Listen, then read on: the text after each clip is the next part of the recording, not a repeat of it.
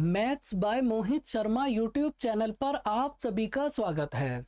आज time speed and distance की एक ऐसी टाइप समझेंगे जो प्रीवियस ईयर में बहुत ज़्यादा रिपीट हुई है और समझेंगे इस टाइप के क्वेश्चंस को सॉल्व करने की सबसे बेस्ट अप्रोच क्या होगी। तो एक बार इस क्वेश्चन को ध्यान से रीड करो। यहाँ पर क्या बोला है कि 416 किलोमीटर की डिस्टेंस को कवर करने में ट्रेन ए को बी से 2 घंटे 40 मिनट ज़्यादा लगे। अगर ट्रेन ए की स्पीड को डबल कर दिया तो उसे बी से 1 घंटा 20 मिनट कम लगा। तो हमें ट्रेन ए की स्पीड फाइंड आउट करनी है, कितना होगी। ध्यान से समझना। देखो यहाँ पर आपको क्या बोला है कि हमने ट्रेन ए की स्पीड को डबल कर दिया। मतलब अगर पहले ट्रेन ए की स्पीड थी 1 यूनिट और आपने ट्रेन की स्पीड को डबल करा तो आज ट्रेन की स्पीड कितना होगी, 2 यूनिट। अब देखो, चाहे तो आप ट्रेन ए को चलाओ या फिर आप ट्रेन बी को चलाओ, दोनों ही केस में डिस्टेंस तो सेम ही कवर होगी ना। और अगर कभी भी डिस्टेंस कांस्टेंट हो तो स्पीड के रेशियो का इन्वर्सली प्रोपोर्शनल होता है टाइम का रेशियो। तो यहाँ पर अगर ट्रेन ए का ओरिजिनल टाइम है 2 यूनिट तो ट्रेन ए का नया वाला टाइम कितना होगा, 1 यूनिट। अब देखो यहाँ पर आपको एक बात समझनी है भाई, पहले वाले केस में ट्रेन ए को 2 घंटे 40 मिनट ज़्यादा लगे। पहले वाले केस में ट्रेन ए को 2 घंटे 40 मिनट ज़्यादा लगे और दूसरे वाले केस में ट्रेन ए को 1 घंटा 20 मिनट कम लगा। तो इन दोनों टाइम के बीच में कितना डिफरेंस होगा, 4 घंटे का। भाई पहले वाले केस में ट्रेन ए को 2 घंटे 40 मिनट ज़्यादा लगे और दूसरे वाले केस में 1 घंटा 20 मिनट कम लगा। तो इन दोनों टाइम में कितना डिफरेंस होगा, 4 घंटे का। तो यहाँ पर 1 यूनिट की वैल्यू कितना बनेगी, 4 घंटे। अगर 1 यूनिट की वैल्यू है 4 तो 2 यूनिट की वैल्यू कितना बनेगी, 8। तो अगर आपसे पूछा जाए कि ट्रेन ए को डेस्टिनेशन तक पहुंचने में कितना समय लगेगा तो ट्रेन ए का टाइम आएगा 8 घंटे। लेकिन अपने को ट्रेन ए की स्पीड फाइंड आउट करनी है। तो डिस्टेंस कितना है, 416। तो अगर 416 किलोमीटर की डिस्टेंस को 8 घंटे में कवर करा तो ट्रेन की स्पीड कितना आएगी, 52 किलोमीटर पर आवर। उम्मीद है कि यहाँ तक की कहानी आपको एकदम क्लियर होगी।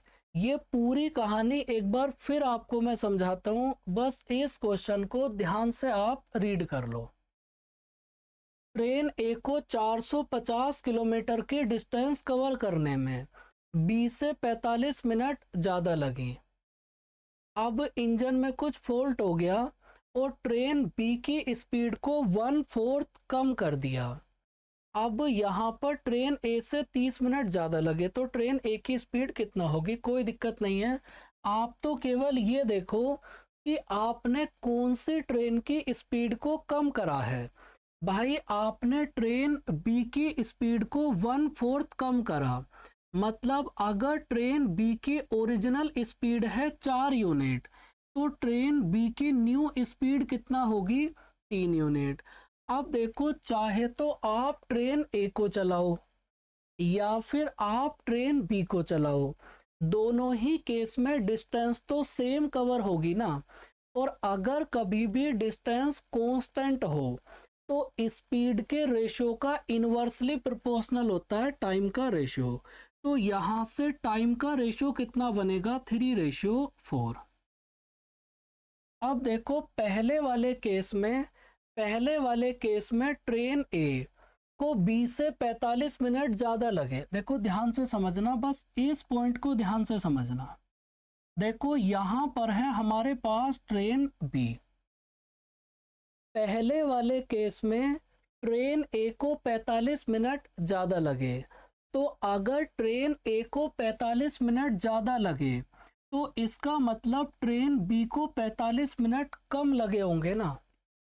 और दूसरे वाले केस में ट्रेन ए को 30 मिनट ज़्यादा लगे। क्या बोला है एक बार देख लेते हैं। दूसरे वाले केस में इसे 30 मिनट ज़्यादा लगे, पहले वाले केस में 45 मिनट कम, दूसरे वाले केस में 30 मिनट ज़्यादा। तो यहाँ पर इन दोनों के बीच में कितना डिफरेंस होगा? 75 मिनट का। तो यहाँ पर केवल और केवल इस चीज़ का आपको विशेष तौर पे ध्यान रखना है। तो इन दोनों के बीच में कितना डिफरेंस था? 75 मिनट का। तो भाई एक यूनिट की वैल्यू कितना बनेगी? 75 मिनट। अगर एक यूनिट की वैल्यू है 75 मिनट, तो 3 यूनिट की वैल्यू कितना होगी? 225 मिनट। लेकिन याद रखना, ये जो 225 मिनट आपके पास टाइम आया है, ये बी का टाइम है। लेकिन आपको फाइंड आउट करना है कि ट्रेन ए की स्पीड कितना होगी। तो आप फर्स्ट वाली कंडीशन को फिर से रीड करो। भाई फर्स्ट कंडीशन में क्या बोला है कि ट्रेन ए को बी से 45 मिनट ज़्यादा लगे। तो हमारे पास ट्रेन बी का टाइम आ गया। अगर ट्रेन बी के टाइम में 45 मिनट ऐड कर दें, तो हमारे पास ट्रेन ए का टाइम आ गया ना 270 मिनट। और 270 मिनट को आप कितना लिख सकते हो? 4.5 घंटे। भाई सबसे पहले आपने ट्रेन बी का टाइम फाइंड आउट करा 225 मिनट। अगर ट्रेन बी के टाइम में 45 मिनट ऐड करी, तो आपके पास ट्रेन ए का टाइम आ गया 270 मिनट। और 270 मिनट का मतलब 4.5 घंटे। तो ट्रेन ए को टोटल डिस्टेंस कवर करने में 4.5 घंटे लगे। तो टोटल डिस्टेंस कितना है? 450।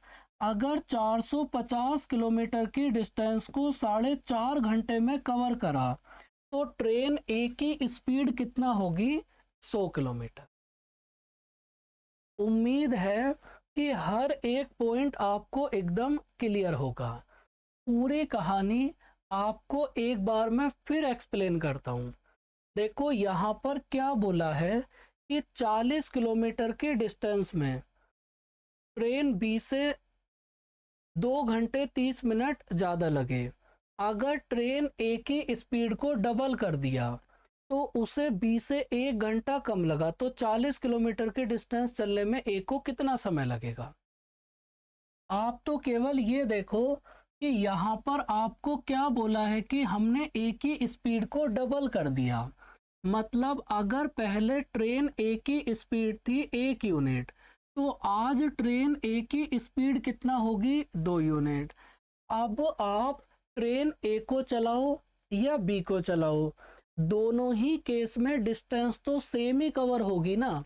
और अगर कभी भी डिस्टेंस कांस्टेंट हो, तो स्पीड के रेशियो का इन्वर्सली प्रोपोर्शनल क्या होगा? टाइम का रेशियो। अब इसके बाद क्या बोला है? पहले वाले केस में ट्रेन ए को 2 घंटे 30 मिनट ज़्यादा लगे। देखो केवल इस लाइन को ध्यान से आप समझ लो। देखो पहले वाले केस में ट्रेन ए को 2 घंटे 30 मिनट ज़्यादा लगे, और दूसरे वाले केस में ट्रेन को 1 घंटा कम लगा। तो इन दोनों के बीच में कितना डिफरेंस होगा? 3.5 घंटे का। तो आपको तो केवल ये पता करना है कि इन दोनों के बीच में कितना डिफरेंस बना। तो इन दोनों के बीच का डिफरेंस है 3.5 घंटे। तो मेरे भाई यहाँ से 1 यूनिट की वैल्यू कितना बनेगी? 3.5 घंटे।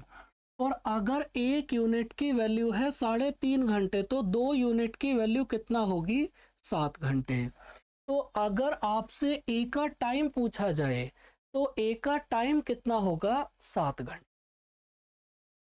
अगर ये तीनों क्वेश्चंस आपको एकदम क्लियर हैं, तो अब इस क्वेश्चन का आंसर आप बताओगे कि भाई इस क्वेश्चन का आंसर कितना होगा।